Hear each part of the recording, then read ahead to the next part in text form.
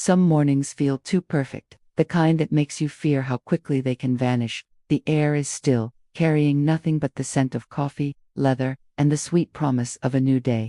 Out on the porch, James moves with a quiet confidence, his hands working on a saddle like he was born to it. In the distance, our kids' laughter is the only music we need. It's a simple life, a good life, but even in the brightest moments, a shadow of doubt can creep in, a whisper that tells you happiness, this pure, is fragile. I watch him, my husband, a man as solid as the mountains that frame our home, and a knot tightens in my stomach. I've learned that the quietest moments are often the ones right before the world decides to get loud. The sky is still a brilliant, cloudless blue, but James has a sense for these things. He's a man of the land, tuned to its rhythms.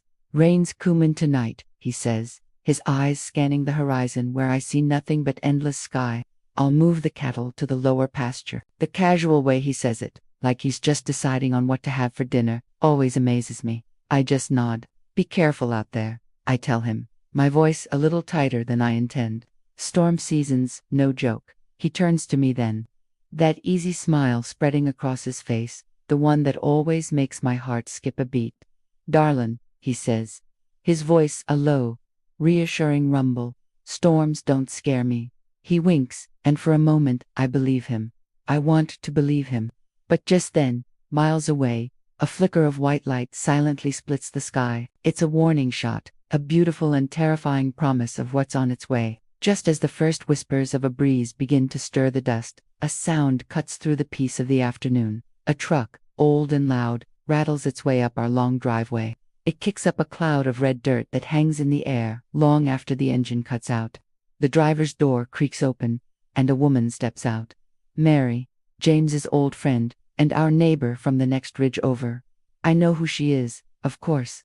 I've heard the stories. James, she calls out, her voice strong and clear. I heard you're short on hands this week. Figured I could lend mine. James's face breaks into a wide, genuine grin. Mary, that's mighty good of you. We could sure use the help. I watch them from the porch, my own smile feeling a little stiff, a little forced. Mary turns her attention to me, her eyes friendly but assessing. You must be the woman who's stolen his heart, she says, a playful glint in her eye. I manage a small, awkward laugh. I suppose I'm guilty, I reply, the words feeling foreign in my mouth. We exchange polite smiles, two women sharing a space, but there's a current of something else running between us, unspoken and undeniable. The sky is no longer blue. Heavy, bruised-looking clouds have rolled in, swallowing the sun and casting a gloomy pall over the ranch. The wind has picked up, no longer a gentle breeze but a restless, insistent force that rattles the window panes. Inside, I try to keep my hands busy, folding blankets, creating order in a world that feels like it's about to spin out of control. But my hands are shaking. I trusted him. I trusted James completely. But the person I didn't trust was myself. I didn't trust myself to be enough for a man like him, a man who could have had anyone. I glance out the window, and my breath catches in my throat. Down by the barn, James and Mary are loading hay onto a flatbed. They're working in easy rhythm, and just as I look, Mary says something that makes James throw his head back and laugh. A real, full-throated laugh. The sight of it, so simple and innocent, feels like a physical blow. It cuts deeper than any sharp word ever could.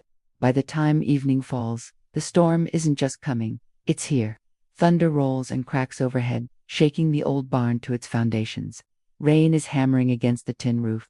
James finally comes in from the deluge, soaked to the skin, droplets clinging to his hair and eyelashes. He shakes his head like a wet dog, sending a spray of water across the dusty floor. Storm's getting bad, he says, his voice raised slightly to be heard over the din. Power might go out soon. I don't move from my spot in the shadows. My eyes are red, but I hope the dim light hides it. You didn't tell me Mary was staying the night. The words hang in the air between us, heavy and cold.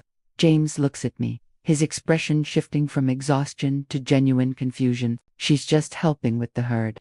The creek's rising, and she can't get her truck back across till morning. Ain't nothin' more to it, Anna. Maybe not for him, I think, but the words that come out are quieter, laced with a pain I can't hide. Maybe not for you.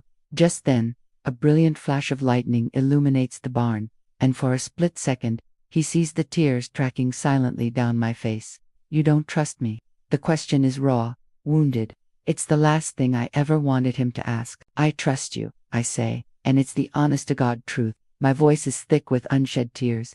I do untrust the part of me that keeps wondering if I am enough for you. Anna, he starts, taking a step toward me, his hands outstretched. But I cut him off, the words tumbling out in a rush of insecurity and fear. You could have had any woman, a woman from here, one who knows this life, one who could give you more than I ever could. His face hardens, not with anger, but with a fierce intensity that stills the air around us. I didn't want any woman, he says, his voice firm, unwavering. I wanted you. He takes another step forward, trying to close the distance I've put between us. But I step back again, retreating into the shadows, my whole body trembling.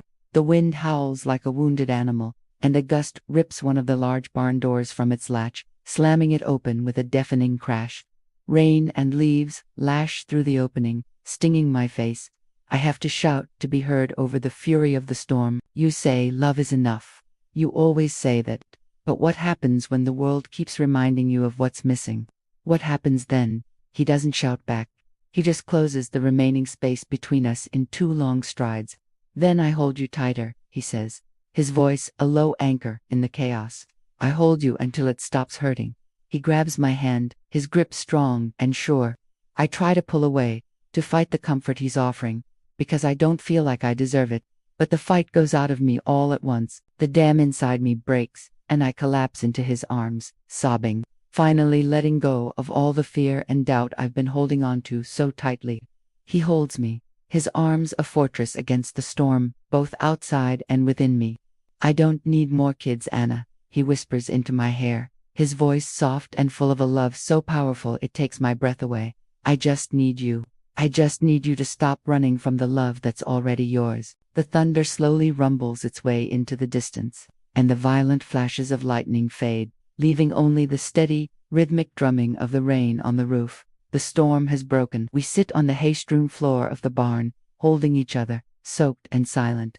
The air is cool and clean, washed new by the rain. There are no more words to say, not right now. We've said it all. Finally, I find my voice, a near whisper in the quiet. I'm sorry. He pulls back just enough to look at me, his thumb gently wiping a stray tear from my cheek. No more sorries, he says softly.